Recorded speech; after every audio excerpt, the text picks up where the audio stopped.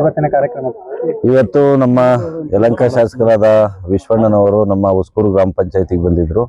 ವಿವಿಧ ಕಾಮಗಾರಿಗಳ ಗುದ್ದಲಿ ಪೂಜೆ ಕಾರ್ಯಕ್ರಮ ಇಟ್ಕೊಂಡಿದ್ರು.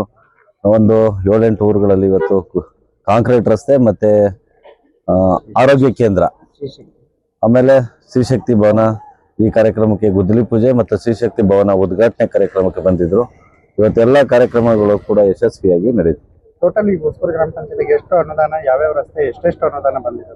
ಈಗ ಮೊದಲನೇದಾಗಿ ತೊರೆನಾಗ್ಸಂದ್ರ 25 ಲಕ್ಷ ಕಾಂಕ್ರೀಟ್ ರಸ್ತೆ, ಹಾಗೆ ಶ್ರೀಶಕ್ತಿ ಭವನ 10 ಲಕ್ಷ ರೂಪಾಯಿ, ಅದ್ರ ಜೊತೆಗೆ ನರಸೀಪುರದಲ್ಲಿ 25 ಲಕ್ಷ ರೂಪಾಯಿ, ಮತ್ತಹಳ್ಳಿಯಲ್ಲಿ 25 ಲಕ್ಷ ರೂಪಾಯಿ ಕಾಂಕ್ರೀಟು ಮತ್ತೆ ಒಂದು ಆರೋಗ್ಯ ಕೇಂದ್ರ, ಉಚ್ಚನಪಾಳ್ಯದಲ್ಲಿ 25 ಲಕ್ಷ ರೂಪಾಯಿ ಕಾಂಕ್ರೀಟು, ಹಾಗೆ ಉಸ್ಕೂರು ಪಂಚಾಯತಿ ವ್ಯಾಪ್ತಿನಲ್ಲಿ ಉಸ್ಕೂರು ಗ್ರಾಮದಲ್ಲಿ ಕಾಂಕ್ರೀಟ್ ರಸ್ತೆ 25 ಲಕ್ಷ, ಹಾಗೆ ಒಂದು ಆರೋಗ್ಯ ಕೇಂದ್ರ.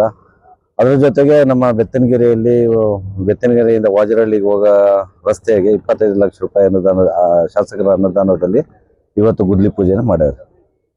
ನೋಡೋಣ, ಇನ್ನ ಎಲೆಕ್ಷನ್ ಅನೌನ್ಸ್ ಆಗ್ಲಿ, ಅವತ್ತೆಲ್ಲ ನಮ್ಮ ಸದಸ್ಯರುಗಳು ನಮ್ಮ ಮುಖಂಡರುಗಳು ಎಲ್ಲ ಕೂತ್ಕೊಂಡು ಇಲ್ಲ ಬೇರೆಯವ್ರಿಗೆ ಅವಕಾಶ ಬೇಕಾ ಇಲ್ಲ ನಾವೇ ಮಾಡ್ಬೇಕಾ ಅದ್ರ ಮುಂದೆ ಆಲೋಚನೆ ಮಾಡ್ತೀವಿ. ಸ್ಪರ್ಧೆ ಮಾಡ್ತಕ್ಕಂಥ ಆಸೆ ಅಂತ ಇದೆ?